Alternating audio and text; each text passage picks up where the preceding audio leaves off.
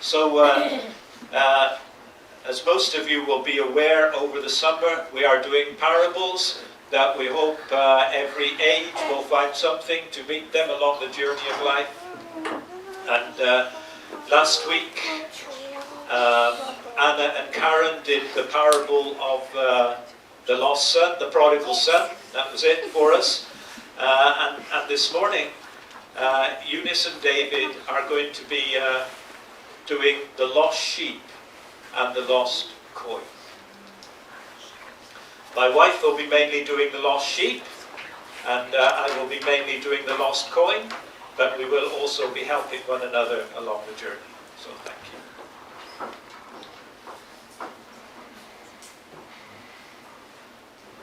If any little ones want to come and sit at the front, they are welcome to do so. That is available for anybody under the age of 99.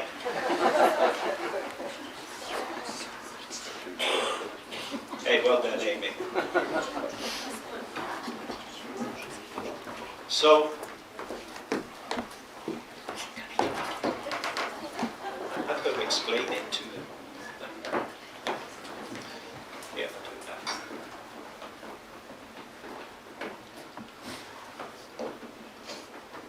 Okay, we've got some pictures for you to draw. If I put them there, you can help yourself to colour in, I should say. David's bringing the crayons. So you promise as you're colouring you'll listen to the story?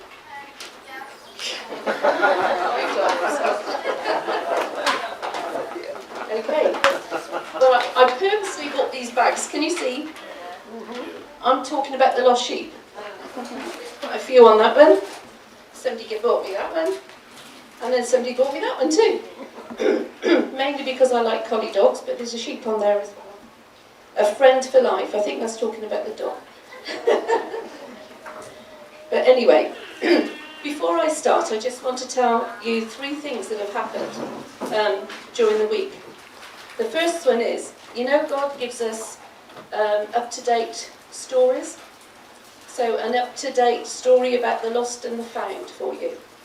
This week we lost something that was very special. We searched high and low. We actually phoned Robbie and Karen to see if they got it, and we couldn't find it. And it was really important to find this thing. And I said to Dave, I just have no idea where it is, but maybe it's a lost and found story for today. Anyway, we searched the sideboard, we searched in the drawers, we looked behind the sideboard, under the sideboard, everywhere. Phoned Robbie and Karen, they haven't got it either. But then 2 days later, we had a text to say, what was lost is now being found. And it wasn't just something simple, it was something really important. So I praise God for answering prayer. A modern day parable. But then we had a phone call yesterday from Gina, and she'd lost something that was very precious. Really precious in many ways. Well, I'll just mention one. Her son gave her an earring, which he has always wear. Have you got it on today? No. But she wears them all the time, but not today. And she'd lost this earring out in the long grass. I'm cutting the story short. Out in the long grass, and they went searching. Hugh, I presume as well, went searching for this earring and couldn't find it. And it's got many, many memories and importance for Gina. But then in the prayer hour on Friday night, they were praying for this earring. And guess what? The next day they went back out to the grass and they just found it. Wow. Now who finds a little earring in long, tall, cutchy grass? That's what you call it here, that's what we call it. And God just brought it into the forefront and they found it. I thought those 2 stories were really wonderful, what happened this week. But then I came to church and I saw Sylvia, Jane's sister, and I said to Jane, I'm sorry, I said to Sylvia, I'm sorry you have to listen to my story again, because Sylvia bought this little book, or had this little booklet from me, and she came back into the fold for reading this story. And this is the story I'm going to tell you today about the lost sheep. It's not actually the one which is mentioned amongst the parables, but it is talking about something that's been lost and found. So those are the 3 stories, or 2 stories, one more. We were out and about, as we usually do, visiting this week. And Dave said, look, there's a shepherd with 4 dogs. On the other side of the road were fields full of sheep. And there just happened to be a modern day shepherd. Now, he's not looking like Jesus looked, or like the shepherd looked in Jesus' day. But there he was with his 4 dogs, and I don't think there had 4 dogs in Jesus' day either, because there was just the shepherd and the sheep.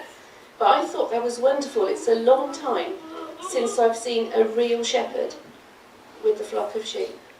And that was really special, because it was 4 collie dogs as well. So I'm going to start telling the story. Okay, kids? I'm going to start telling the story. One day there was a good shepherd. This shepherd, I've called him Ivor, because I actually... Can we just have a picture on the screen, please? Okay. He's in the Welsh Hills, Chris. I actually wrote it before I moved to Wales, actually, but for whatever reason, I made this shepherd, called him Ivor, and he had his sheep amongst the hills. Now, Ivor was a really good shepherd. He was kind to his flock, he cared for them, he fed them, and he looked after them, and he did his best for them, and he absolutely loved his job. He didn't want to do anything else. He was a good shepherd. And he would care for them by taking them to the grass to eat fresh green pastures, new pastures. He took them to the streams for cool flowing water in the streams and the hills and the valleys of Wales. And then at night he took care of them even more, because he gathered them into a fold and he would count them in and make sure he got all his sheep. How many sheep do you think this shepherd had? 100. 100, whoever said that, could you hear a little voice there? He had 100 sheep. And he would count them into the fold at night. And you know what he used to do? He used to lie across the gateway and he would be their protector. And he would stop all the wolves or whatever danger was around at night, and he would protect the sheep. So that's what Ivor would do. So he loved his sheep, and the sheep loved him. They knew his voice. They knew that they could trust him because he was always good to them. And one day, I called a sheep Penny. This book is actually, Dave's doing the lost coin, I'm doing the lost sheep, but this is the lost penny. So that's confusing, isn't it? But Penny was, she loved being in amongst the sheep. She followed her mother everywhere, and they all followed the shepherd. One morning, very early in the morning, Ivor rises early, and he thinks it's time to move the sheep on. So he gets them all together and he takes them to a stream where there's cool flowing water. And if you've ever felt the water in a stream, it's very cold, isn't it? It's nice and refreshing.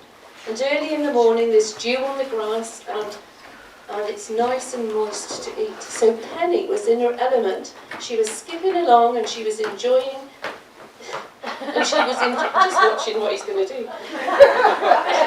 And she was enjoying eating all the grass. And they went to a safe place. But the sun started to shine, and Penny kept eating, and she was enjoying the heat of the sun. And she wandered a little further away, and she just didn't realise what she was doing. So as she wandered, she was enjoying all the food, all the nice juicy green grass, and she wandered a bit further away, and she kept on going until she was really full. And then she thought, oh, I'm so tired, and lay down to go to sleep. When Penny woke up, it felt really strange. There was no one around. Where were the other sheep? Where's my mother? She said.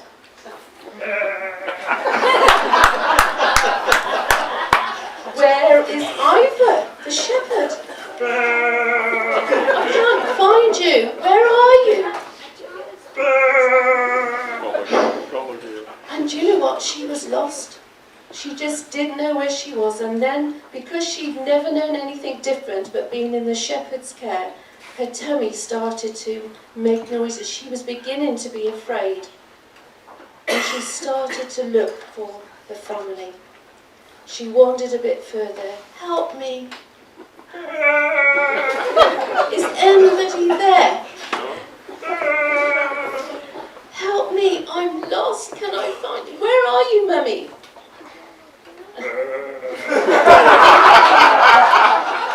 She does get tired. As further and further she goes, she gets really tired and weary. And because she's looking for her mother, she doesn't see what happens, and she falls over the edge of the cliff, and she gets caught in the bramble bushes, and she is stuck. That's the sheep that is stuck amongst the thorns.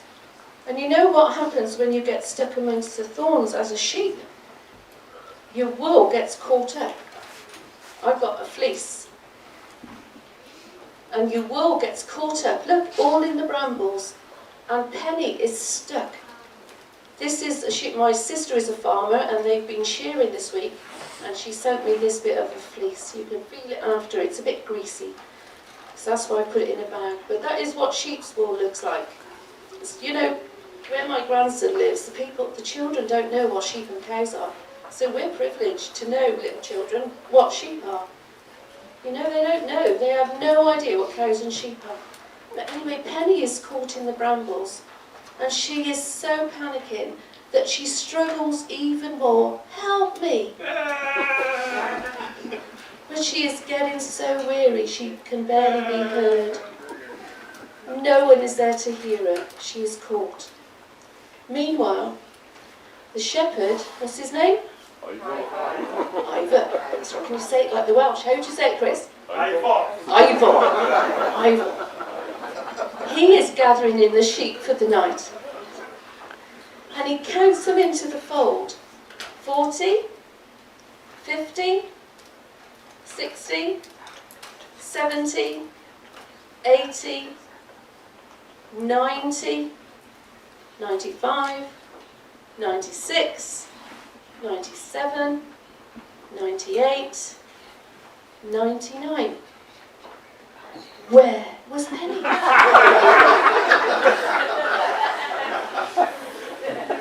He searched and he realised it was Penny that was missing. Where was Penny? He left them safely in the fold, and he went to search for Penny, who was lost. And he walked where he had been before with the flock. And he walked across the grass, and he couldn't see her anywhere. And he stopped to listen. After he'd gone a long way away, he stopped to listen. And he could hear a little bleat. Help. He thought, that must be Penny. Who did that? That was good. Was that you? That was me, Wash. Well done, The sheep throwing its voice. Do you know what? If you don't think children listen when they colour, they do. My son was proof of that. Oh, that's another story. So Mewash heard that and he bleated, didn't he?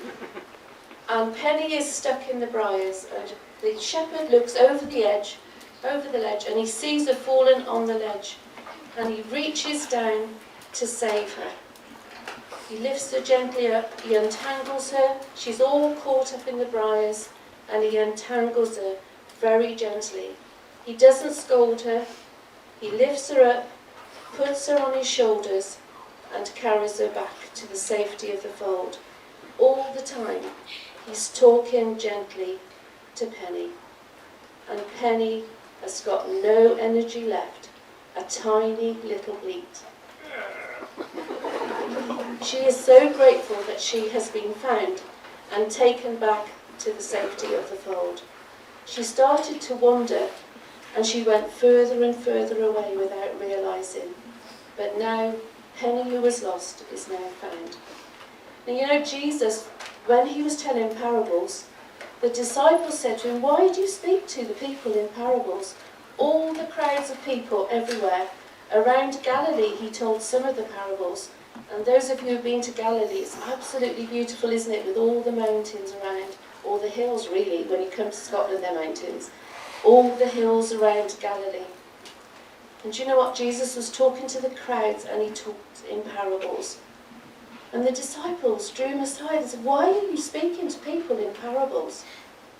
And he said, Only those who know me, I'm cutting this short of course, only those who know me and can hear my voice understand the spiritual lesson of a parable. And so I just told you the story very quickly about the lost sheep. And now I'm going to ask you some questions, children. Are you listening? Who was the shepherd? Yeah. He was called Ivor in my story. But now we're having the spiritual lesson from a parable. So who is the good shepherd? Say it a bit louder. Jesus. And who are the sheep? Us. And who's Penny? That could be me. That could be you. Individual. Okay? We are the sheep. And what happened? Was the shepherd kind to us? He led us to nice water, clean water, fresh grass every day, and cared for us and took us on our journey. And that's just like Jesus. When we know him and ask him into our lives, he cares for us, he feeds us, and he gives us the living water. And then, what happened to Penny? She got lost. How did she get lost? She wandered away. Far away. You know, you can wander today, and you can wander tomorrow, and you can wander a little bit further the next week, and before you know it, you've wandered a long way away from Jesus, the Good Shepherd. But you know, he comes and he searches you. He's not just a shepherd. He knows where you are. You might think you're out of sight. In the story, the shepherd didn't actually see where Penny was until he found her. But Jesus sees where we go. He sees where we are. And he comes and he searches us out. And when he finds us, what does he do? He untangles us. We get all tangled up sometime. That's the shepherd there. Right at the end, I'll mention that in a minute. We get all tangled up in the things that we're stuck into. And we get stuck. And it's caught hold of us and it takes a grip on our lives. And only Jesus can come and set us free. And you know Jesus does that. He searches you out. He'll pick you up and he'll put you on his shoulders. And he'll bring you back into the family of God. It's a wonderful story. It's a wonderful spiritual meaning. And it actually is true. Because actually Sylvia was lost. Weren't you, Sylvia? She listened to that story. And she became found, and she came found. And when Jane told me this week that the family were going to be here, I thought, that's wonderful, because Sylvia is actually here. And any of you who feel lost, just come and realise that Jesus is seeking you, and he will bring you back into the safety of the fold, get you untangled, and set your life free. That's the story of the sheep. But I wanted to show you this. The only sheep I had in the house. Somebody special gave me that. French sheep, it's called. I don't know if you've seen it in the shops, that's just something little. And we've made bookmarks for everybody. So if some of you children would like to give some out, there's a bookmark there about the Good Shepherd. Give it to you, Amy. And everybody can have one. Somebody start at the back giving them out, somebody start at the front. And enjoy the bookmark and just remember that Jesus is the Good Shepherd, and when he brings you home, in that picture it says, "Rejoice with me, for I have found the sheep that was lost." There is great rejoicing over the found sheep. There is great rejoicing in heaven when you are found and you come to Jesus. That's it. Thank you. Thank you.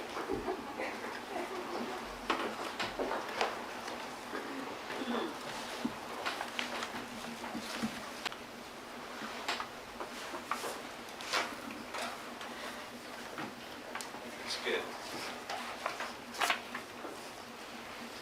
Anybody here who was lost in his family?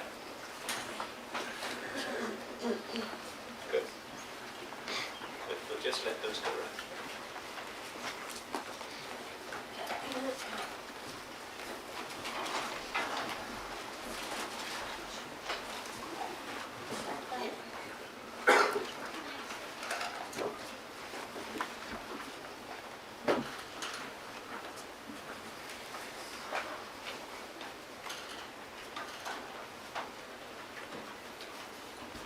Okay.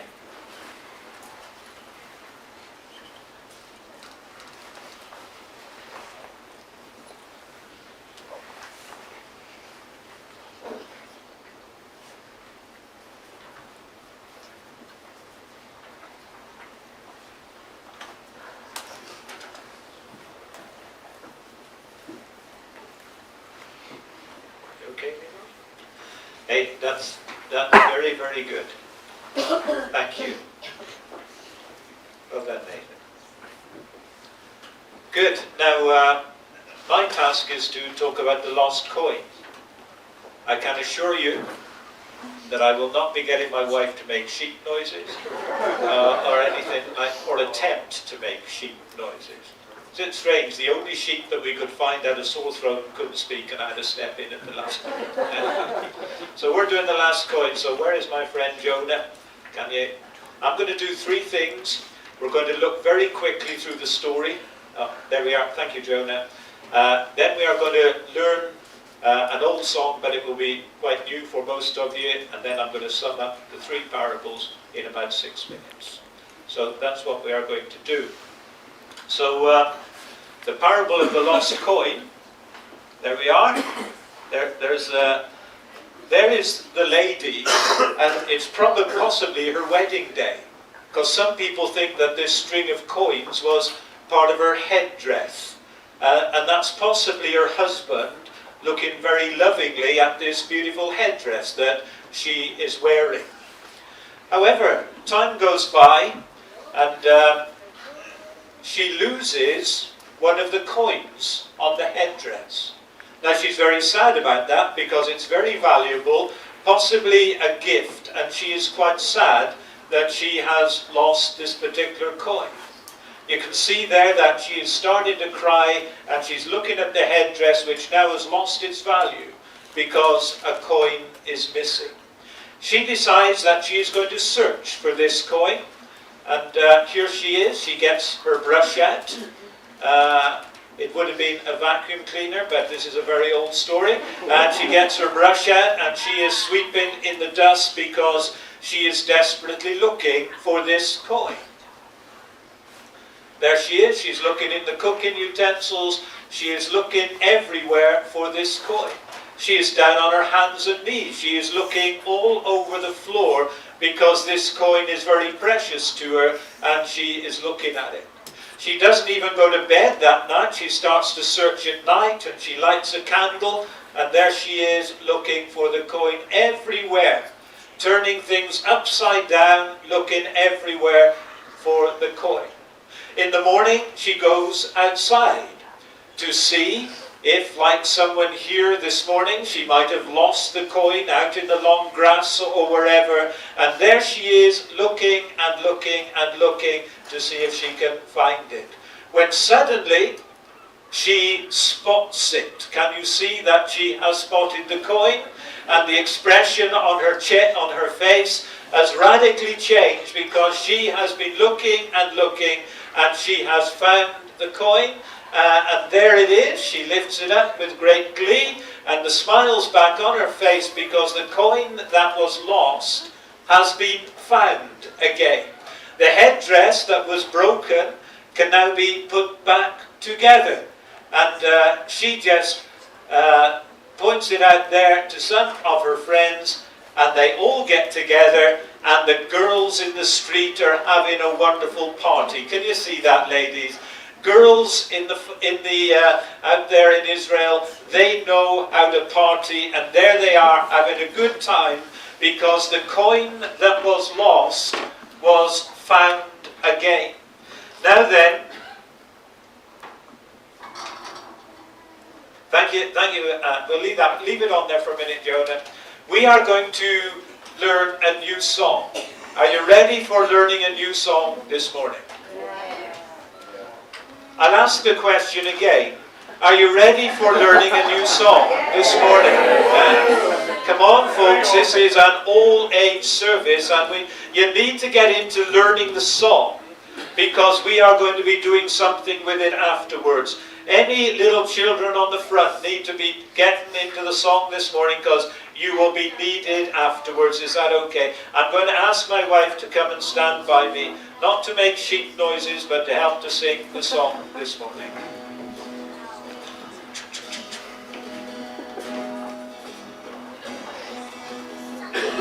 Oh yeah.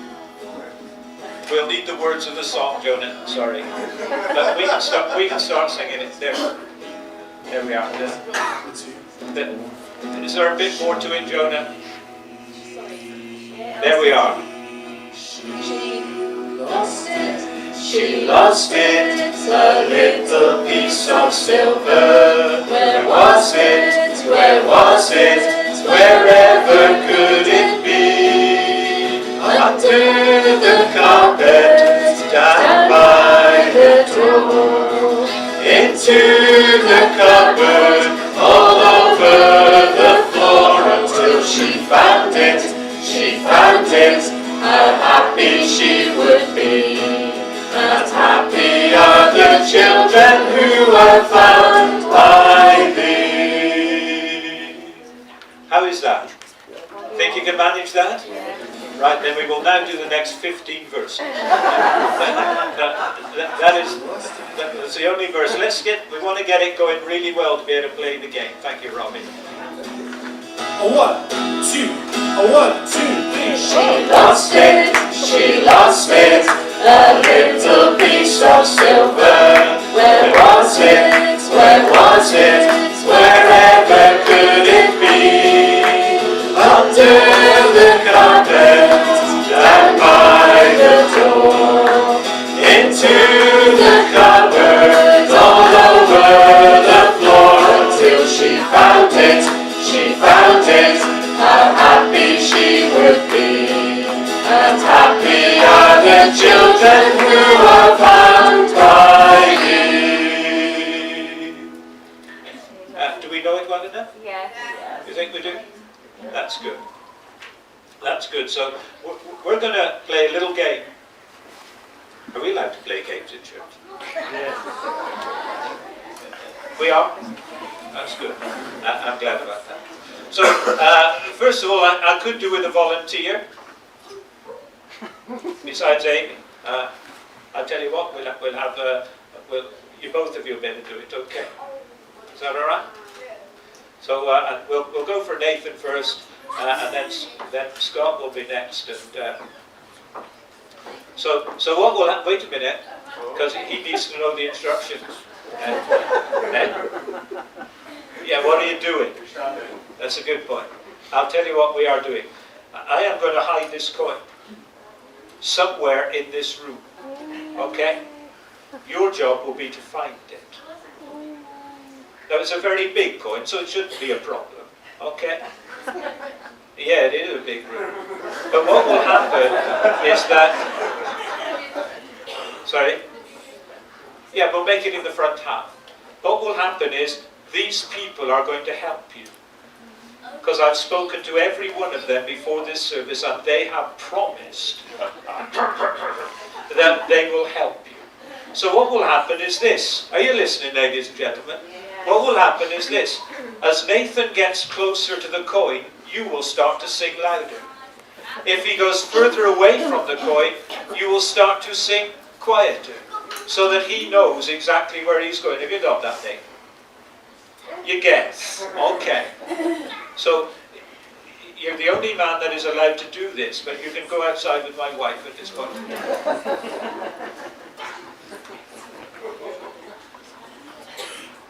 And we've just got to hide the coin.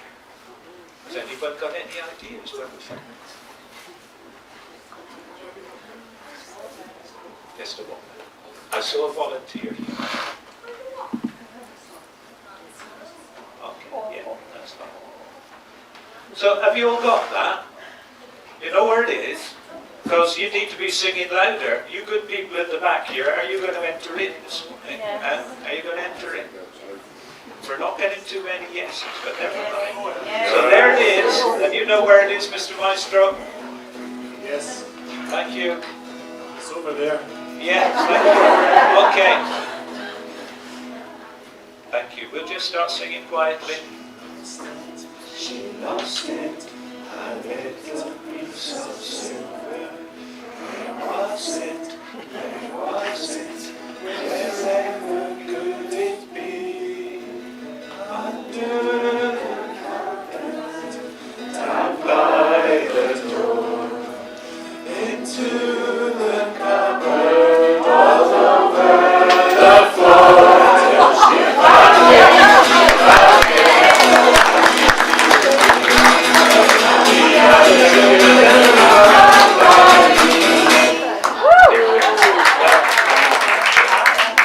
That was obviously too simple. There we are. It's going to be a bit more difficult for you, Scott, I think. Okay.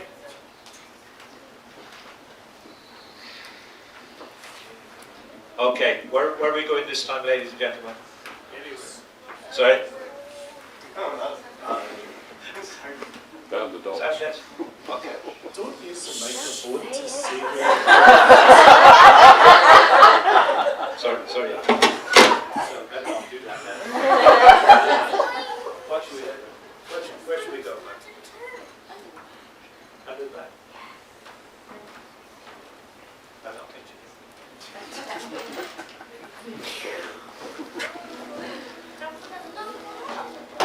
Thank you, Rob.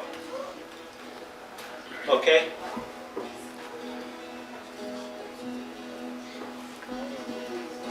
She lost it, a little piece of silver. Where was it? Where was it? Wherever could it be? Under the carpet, down by the door, into the cupboard, all over the floor. Happy she would be. Happy are the children who are found by me. She lost it, a little piece of silver. Was it, wherever could it be? Under the carpet, down by the door, into the cupboard, all over the floor, till she found it.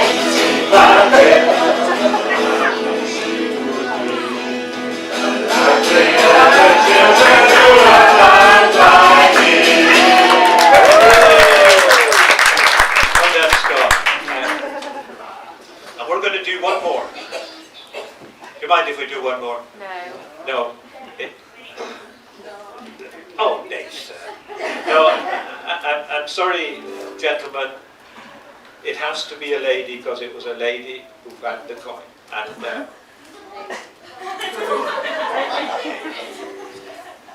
Amy, would you like to?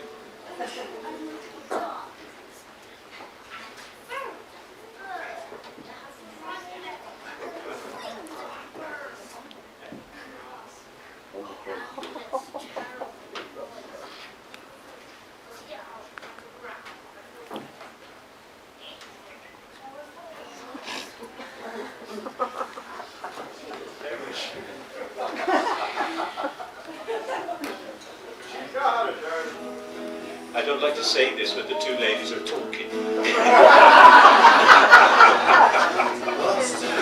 She lost it, a little piece of silver. Where was it? Where was it?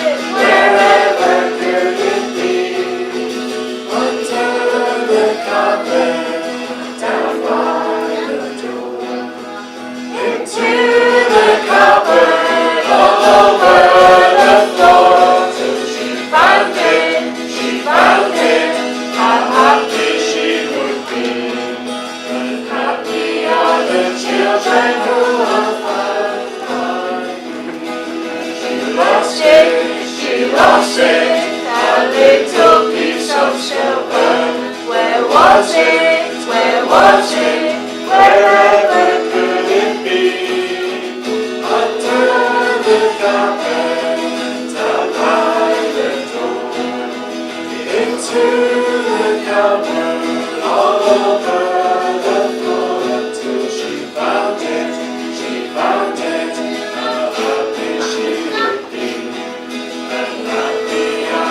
children who are found by me.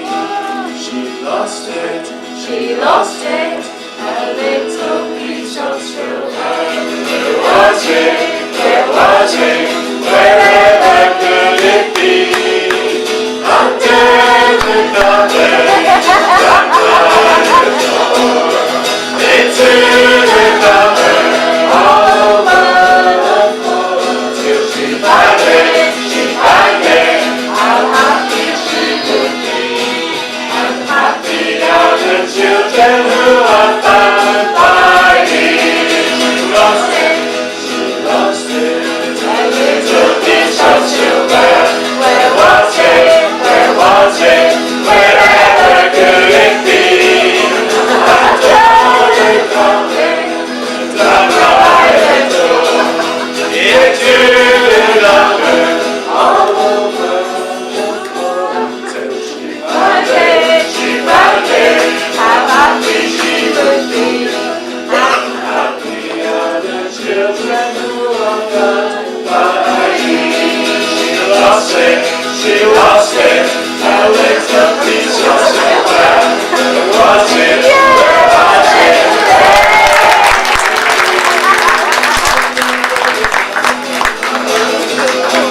into the cupboard, all over the floor. She would be.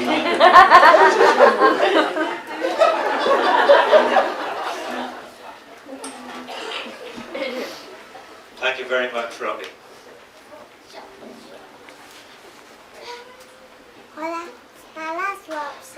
So,